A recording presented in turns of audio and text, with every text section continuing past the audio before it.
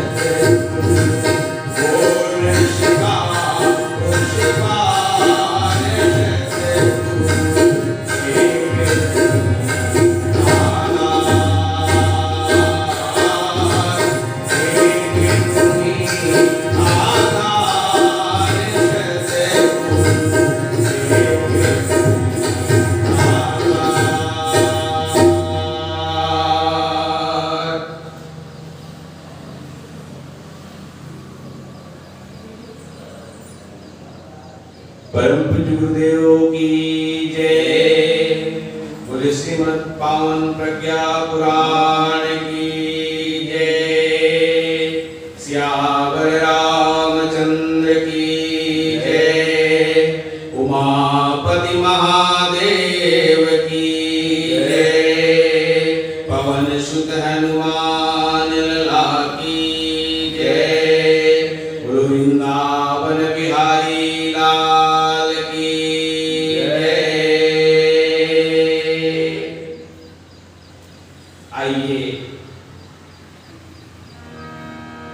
परम पूज्य गुरुदेव वेद मूर्ति तपोनिष्ठ पंडित श्री राम शर्मा आचार्य जी की पावन लेखनी से पावन प्रज्ञा पुराण की कथा गायत्री ज्ञान मंदिर चपले से रोज प्रातःकालीन वेला में सभी शक्ति स्वरूपा माताओं और देवतुल्य भाइयों को रसपान कराया जाता है। इसी क्रम में हम आज पुनः विचार शक्ति मानव के अंतर्गत मानव के शरीर में भगवान द्वारा निर्मित यह मानव शरीर में दिव्य शक्ति के रूप में महान शक्ति के रूप में विचार शक्ति प्रभु ने प्रदान किया है और अन्य प्राणियों में किसी में भी विचार शक्ति की प्रबल भावना नहीं करी है, लेकिन मानव विचार शक्ति विवेकवान मानव को ही बनाया है। हम कल देखे सुने क्या कि मंथरा रूपी दुर्विचार में राजा दशरथ के वैभव यश कीर्ति रूपी भवन को कैसे खंडहर में बदल दिया। मित्रों, विचार इसी तरीके से दुर्विचार में हो जाए ना तो वास्तव में खंडहर में बदल जाते हैं, कोई वजूद नहीं रह जाता है। फिर मानव होने का अर्थ ही क्या होता है? यदि हम मानव हैं तो हमें दुर्विचार को छोड़ देना चाहिए, चाहे वो किसी के प्रति भी हो। दुर्विचार करे ही क्यों, जब सद्विचार और विवेक को प्रभु ने हमें वरदान दिया है, हमें महान बनाया है, तो हम विवेक को क्यों न महत्व दें, विवेक का सहारा क्यों न लें। आज समस्त प्राणियों में श्रेष्ठ मानव को बना करके भगवान ने अपनी अंतिम निर्माण के रूप में, अंतिम कृति के रूप में मानव को बनाया और इसके बाद मानव की सुंदरता और मानव के सब चीज को श्रेष्ठ बना करके भगवान को और बनाने की आवश्यकता नहीं पड़ी। मानव ही अंतिम कृति है। लेकिन कलयुग है कहते हैं हम, इस कलयुग में आज हमारे विचारों में इतनी विकृति आ गई है, इतना दूरी छा गया है कि भाई भाई से नहीं बन रहा है, पति पत्नी का नहीं बन रहा है, बाप बेटे का नहीं बन रहा है, तो दूर के रिश्ते की तो बात ही क्या करें।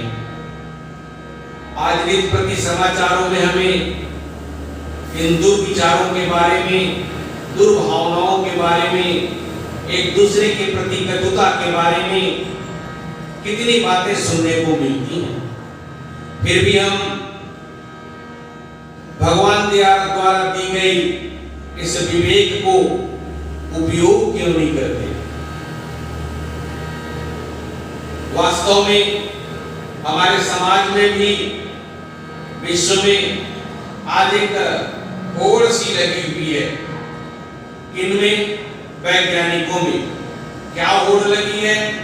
महाप्राज्ञ पिपलाद जी 87,000 ऋषि संतों को इस बात से अवगत कराते हुए हम समस्त जनमानस को भी इस बात से अवगत करा रहे हैं कि हे मानव, तुम्हें जब श्रेष्ठ बनाया गया है तो इस सृष्टि के लिए तू श्रेष्ठ क्यों नहीं करता?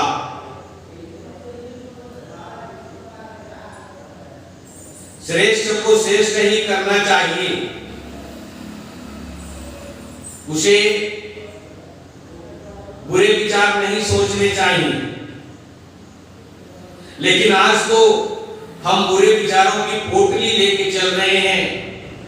हमारे मस्तिष्क में केवल बुरा विचार ही है कि किसको नीचा कब दिखाया जा सके। एक देश दूसरे देश के प्रति, एक व्यक्ति दूसरे व्यक्ति के प्रति, एक पार्टी दूसरे पार्टी के प्रति, एक परिवार दूसरे परिवार के प्रति, पड़ोसी पड़ोसी के प्रति, गांव गांव के प्रति दुर्विचार इतनी फैल गई है कि सूसा की तरह मुंह फैला के खड़ी है। और इस अवस्था में हमें विवेक क्या करता है? हनुमान जी ने क्या विवेक किया था? छोटा बन करके मुंह से निकल करके आ गए, ले तू तो खा लिया। तो हमें भी अपने इन समस्त विकृति के झाड़ झंखारों को उखाड़ करके एक विवेक रूपी छोटा बन करके हमें इस कार्य को संपादन करना है। आज वैज्ञानिक अगर ये सोचने लगे कि हम समुद्र के जल जो खारा है उसको मीठा कैसे बनाएं, तो क्या हम समाज के लिए ये अच्छा नहीं होगा? लेकिन आज वैज्ञानिक भी ये सोच रहे हैं कि हम कौन से ऐसे परमाणु हथियार बनाएं कि हम दुनिया को एक पल में नष्ट कर सकें। हम उद्देश्य से अपने को आगे कर सकें। परमाणु हथियारों में, लड़ाई के क्षेत्रों में हम एक दूसरे की मानवता की बात को समझते ही नहीं है। हमारा विचार इतना विकृत हो गया है कि आज देखिए यूक्रेन और रूस में कितने समय से लड़ाई चल रही है।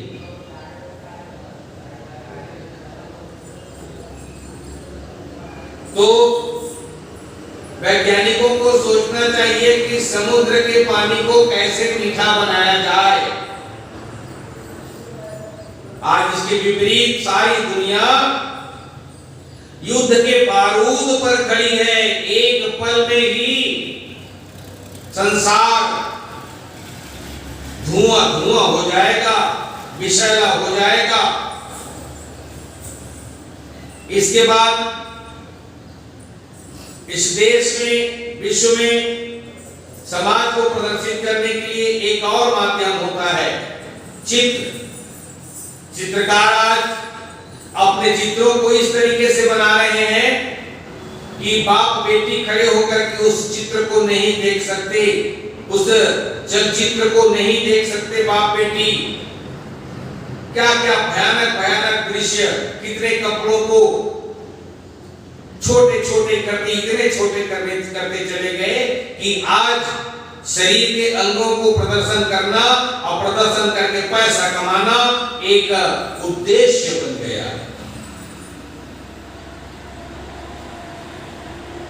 आज हमें आवश्यकता है राणा सांगा के चित्र बना करके घर घर में रखने की, गौतम गांधी के चित्र बना के रखने की, रामकृष्ण के चित्र बना के रखने की।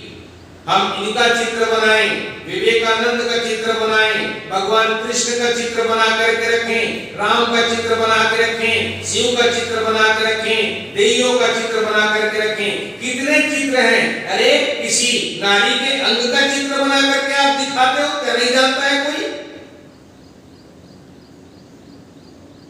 और लोग उसी को विचार को, वैसी विचार वाले चित्र को पसंद करते हैं, वैसी पिक्चरों को देखना पसंद करते हैं, वैसी गंदी फिल्मों को देखना पसंद करते हैं, गंदी छोटे छोटे एडों को देखना पसंद करते हैं। कितनी विकृति छा गई है आज हमारे समाज में। आज विज्ञापन में नारी को पूरा नंगा करके दिखाया जा रहा है। कोई विरोध करता है? हाँ, ये विरोध जरूर जाता है कि शिव जी में दूध क्यों चढ़ाते हैं, दूध को क्यों ढालते हैं? हाँ, वो तो फिर बर्बाद हो जाता है। लोगों को पिलाते तो ठीक होता। हवन में घी का क्यों उपयोग करते हैं? घी को खिलाने पिलाने में गरीबों को बांट देते तो खाते और उनका कम से कम स्वास्थ्य बनता। एक मिर्ची यदि आप आग में डाल दो तो उस मिर्ची से सारा घर का पूरा वातावरण खराब हो जाता है। सब खांस खांस के परेशान हो जाते हैं। मित्रों, यज्ञ में जब हम घी डालते हैं ना, तो घी जो है वातावरण को परिष्कृत करता है, शुद्ध करता है, हवन सामग्री शुद्ध करती है। ये वैज्ञानिक परिस्थितियां हैं। इसी से तो देश का संतुलन बना हुआ है। नहीं तो आज से कब का उड़ गया होता प्रकृति। प्रकृति भी रो रही है यार, धरती रो रही है, नदी नाले रो रहे हैं, लेकिन उनके आंसुओं को देखो तो देखे कौन? किसको होश है पैसा कमाने के चक्कर में? किसको होश है? किसी को होश नहीं है। प्रकृति लुटी जा रही है, लुटी जा रही है। सब प्रकृति को बर्बाद करने में तुले हुए हैं। लेकिन आज उसका परिणाम देखिए कि आज हमारे भारत के आधे क्षेत्र में बाढ़ है, कई रेलगाड़ियां ठप पड़ गई हैं, कई दिल्ली में तो इतना पानी गिरा कि पूछिए मत, घरों में परेशान है लोग। ये प्रकृति का थपेड़ा है। तो आज हमारे चित्रकार भी ऐसे चित्र बनाने लग गए हैं कि प्रकृति को नुकसान पहुंच रहा है, मानव के विचारों को विकृति में बदल रहे हैं। साहित्यकार लोग भी ऐसे ऐसे साहित्य लिख रहे हैं कि अब उसी की विचारधारा के साहित्य को भी पसंद करने वाले हैं। अच्छा लगता है उन लोगों को। क्या हो गया हमारे देश के लोगों को, विचार को, जो कभी विश्व गुरु कहाता है, कभी विश्व गुरु कहाता था, कहाता रहेगा। फिल्मी कलियां, मनोहर कहानियां लिखकर के युवकों को बरगला रहे हैं, युवतियों को बरगला रहे हैं, और युवक और युवती उन्हीं पिक्चरों को देख करके, उन्हीं कहानियों को पढ़ पढ़ करके अपने जीवन को बर्बाद कर रहे हैं।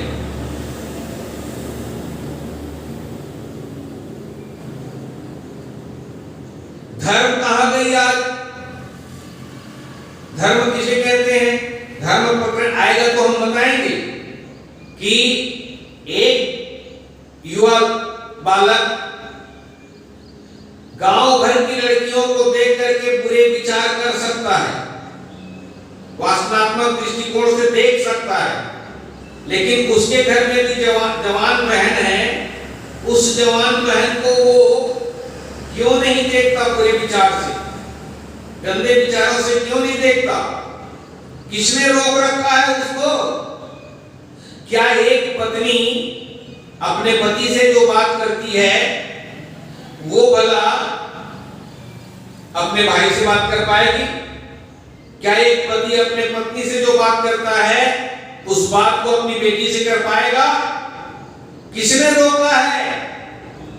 यही तो धर्म है। लेकिन आज धर्म भी बिखराव में आ गया है, क्योंकि हमारे विचारों में बिखराव आ गया है। अभिनेता अभिनेत्रियां अश्लीलता प्रदर्शन करके पैसा कमाने में लगी हैं। विकृतों का बाढ़ आ गया है, इतना बाढ़ आ गया है कि पूछिए मत।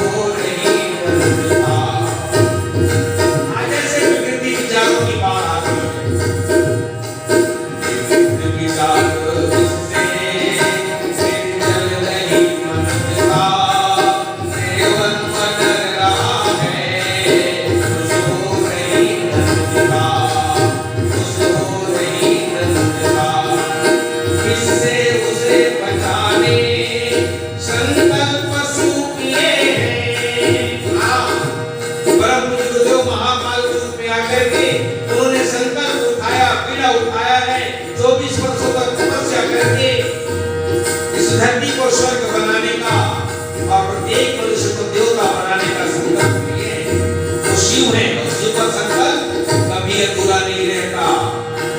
किससे उसे बचाने संकल्प शिव किए हैं, हमने नदी बनकर निष्पान तक दिए हैं।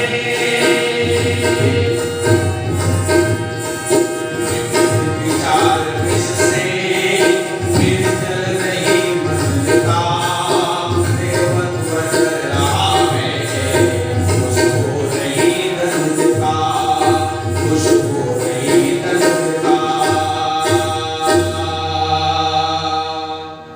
अब देखिए, एक बालक का विचार मैं आप लोगों के सामने प्रस्तुत कर रहा हूं। एक बालक को यदि वो स्कूल जाता है तो स्कूल में गुरुजी उसे 4 धन 4 बराबर 8 सिखाते हैं। घर में जब भैया उनको बताते हैं तो 5 धन 3 बराबर 8 बताते हैं। यदि पापा या पिताजी बताएं तो 6 धन 2 बराबर 8 होता है कहेंगे, और यदि मां बताए तो 7 धन 1 बराबर 8 है कहेगी। तो बच्चा कहता है कि मैं किसकी सुनूं, किसका मानूं, किसको मानूं कि मैं 8 होता है।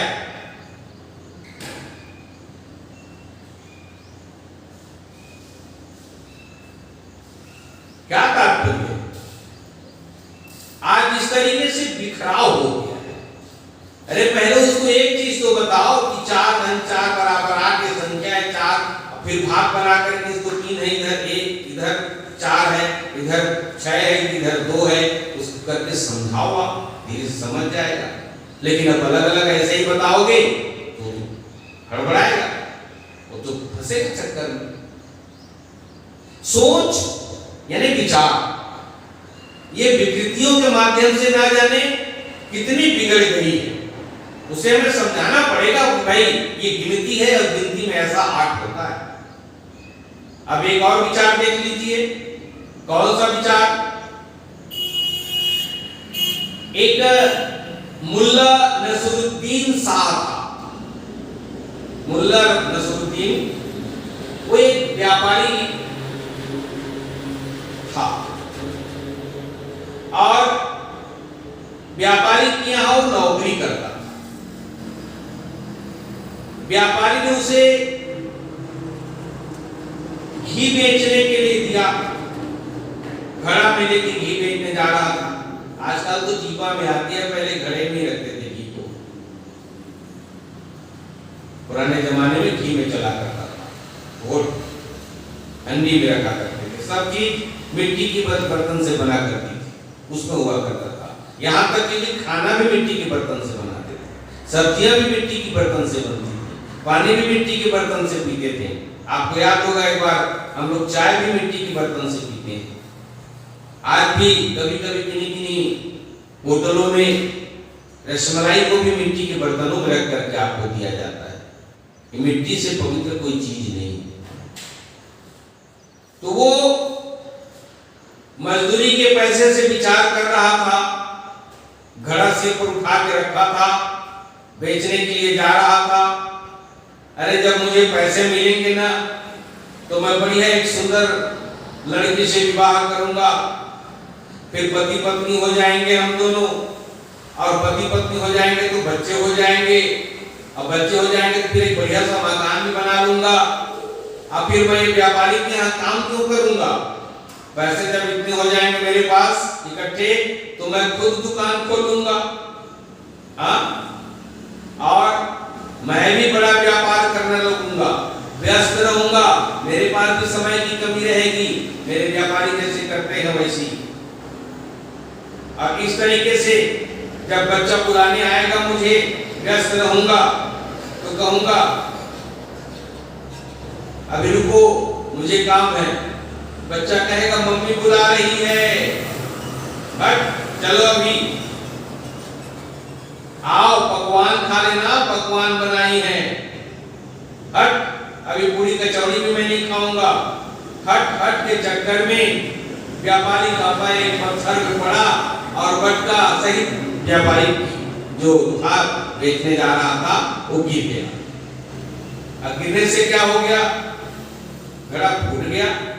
घड़ा फूट करके घी बाहर आ गया। अब जब सेठ के पास पहुंचा व्यापारी के पास तो कहने लगा कि क्यों आज तो तुमने मेरा सत्यानाश कर दिया। इस तरीके से हम ये देखें कि विचार के हाथ पैर से कुछ नहीं होते। विचार क्या रहता है, मैं पहले भी कह चुका हूं, अभी आगे को बताया मैंने आपको, विचार अदृश्य। हाँ, पर यदि काम अलग कर रहे हैं, विचार किसी और की ओर कर रहे हैं तो उसमें तो अंतर आना स्वाभाविक है। आज यही हुआ कि हमारे विचार के कारण देखिए क्या विचार रहा है, घी मटकर रखा है, फूट के गिर गया। तो आज सद विचारों की आवश्यकता है। ऐसे विचार ना करें, ऐसे खाली सोचा ना करें शेख चिल्ली जैसा।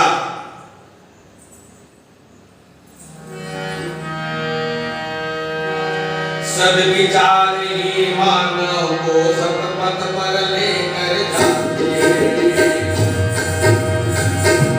यदि कोई व्यक्ति सद विचार करेगा तो फिर वो सदपथ पर चला जाता है, और जब वो विचार घुसता है ना तो पूरे रास्ते की ओर अग्रसर हो जाता है, जो समाज के लिए, स्वयं के लिए घातक है।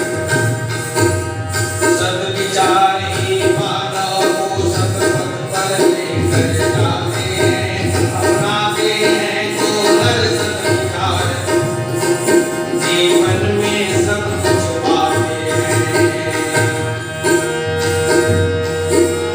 श्रेष्ठ महापुरुषों ने भी सद विचार को अपनाया था। श्रेष्ठ महापुरुषों ने भी सद विचार को अपनाया था। उसने इन से विचारों से धरती को स्वर्ग बनाया था। धरती को स्वर्ग बनाया था। सद विचार ही मानव को सतपथ पर लेकर जाते हैं, अपनाते जो नर सद विचार, जीवन में सब कुछ पाते हैं। जीवन में सब कुछ पाते हैं, जीवन में सब कुछ पाते हैं।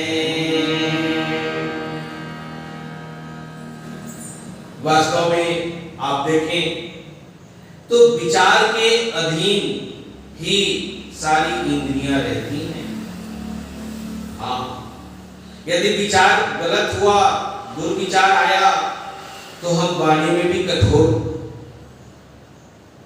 ला देते, बुरा भला कह देते, जिससे पूरा वातावरण भयानक बन जाता है, कष्ट होता है। आप देखिए ना, द्रौपदी को कैसे विचार आए, दुर्योधन को कैसे विचार आए, और वहीं पर विचारों की श्रृंखला में भी चीरहरण हो रहा था तो बड़े बड़े लोग बैठे थे, उनको भी तो पुकारी उसने, द्रौपदी ने, लेकिन उनका विचार क्या रहा?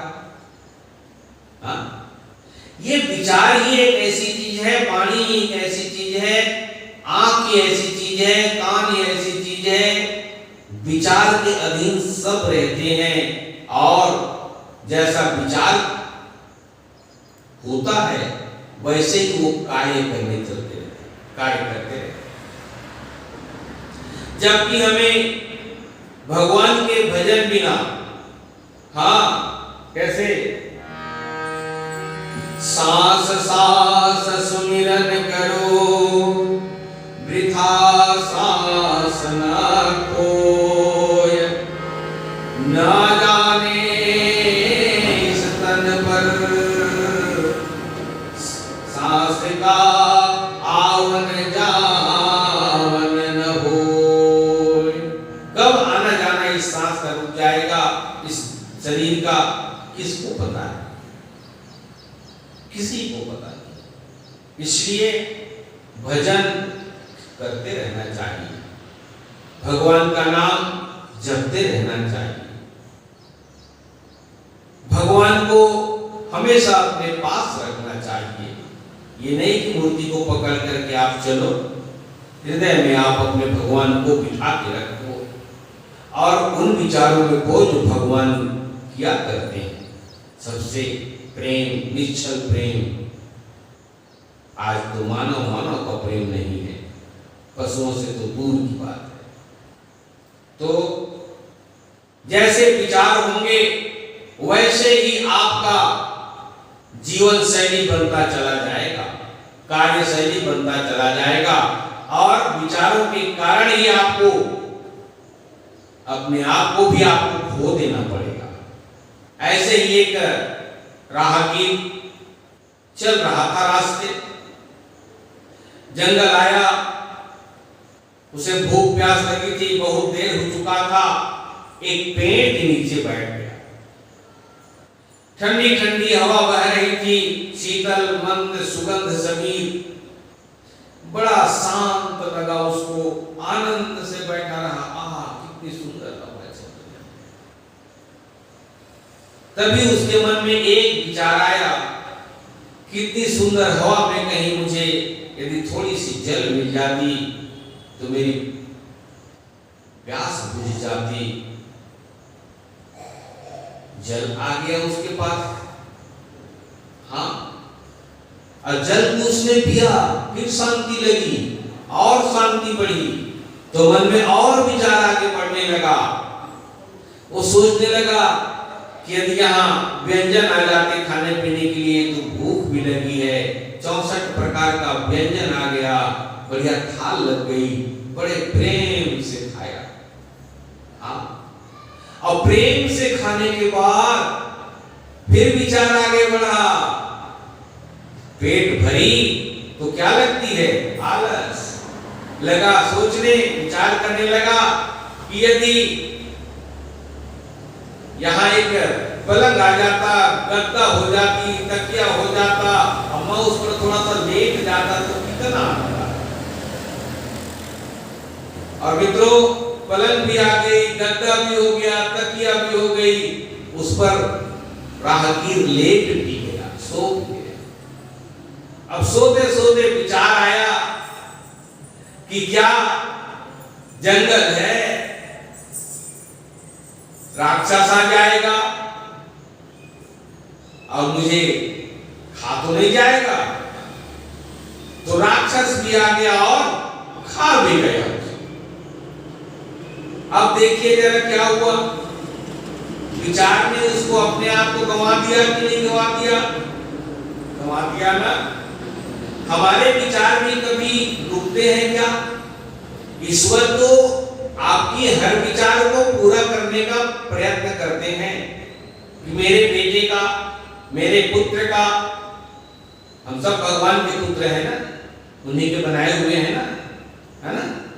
तो उनके सारे विचारों को मैं पूरा कर दूं, लेकिन ये मानव, इसका विचार एक जहां इच्छा पूरी हुई, एक विचार पूरा हुआ, दूसरा विचार आगे खड़ा हो जाता है, वो पूरा हुआ तो तीसरा, तीसरा हुआ तो चौथा, अनंत इच्छाओं वाला विचार चलते रहता है उसके हृदय पर।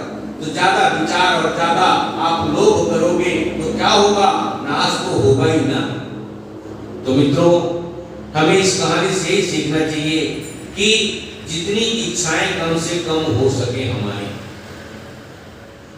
हम जरा पुराने दिनों की याद करें, उन पुराने दिनों में चल करके देखें तो हम लोग कितना कम काम करते थे, एक बार खेती करते थे, हाँ एक बार, और उस एक बार की खेती में ही 6 महीने हम बैठ के बड़ा प्यार से खाया करते थे, आनंद से रहा करते थे, और उतने में ही हमारे परिवार का भरण पोषण हो जाता था। लेकिन आज 2 फसल लगा रहे हैं तब भी नहीं हो पा रहा, और जो आगे हमारी शक्ति है उस शक्ति पर ये बात आएगी। पिछले जमाने की तुलना करें हम तो मिट्टियों के बर्तन में खाना बनाया करते थे। आज कुकर आ गया है, आज तो कुछ भी करना नहीं पड़ रहा है, आप डाल दो अपने आप पक जा रहा है। हाँ, सब्जी भी बन जा रही है, दाल भी बन जा रहा है, चावल भी बन जा रहा है। किस चीज की कमी? देखिए इच्छाएं कहां ले जाती हैं, ले जाते ले जाते ले जाते ले जाते ले जाते इतनी ऊपर ले जाएंगे कि बैठे बैठे आदमी को कौर तक भी नमक डालना पड़े, कोई ऐसी मशीन आएगी और वो उसके मुंह में भी डाल देगी। कितनी आप आगे बढ़ोगे? तो विचार एक कल्प वृक्ष है, वो कल्प वृक्ष के नीचे बैठा था, वो राहगीर, वो सब मिल रहा था। तो हमारा विचार क्या है? एक कल्प वृक्ष है। इस कल्प वृक्ष में जैसे विचार उठेंगे वैसे ही आपको फल मिलेंगे। और जिस दुर्विचार आपके मन में रहेगा, दुश्चिंतन चलता रहेगा, तो फल भी दुश्चिंतन से मिलेगा। यदि सद्विचार चलता रहेगा, विवेक की विचार चलता रहेगा, तो आपको महान और ऊंचा से ऊंचा भी बना देगा। इसीलिए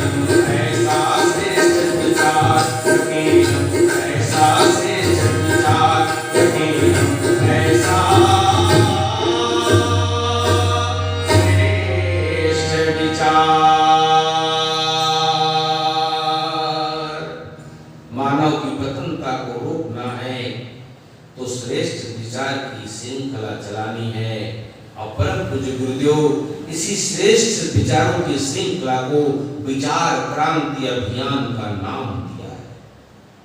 मित्रों, जितने भी आज गायत्री परिवार के परिजनों द्वारा गुरुदेव के निर्देशानुसार कार्य किए जा रहे हैं, वो विचार क्रांति अभियान का ही एक रूप है।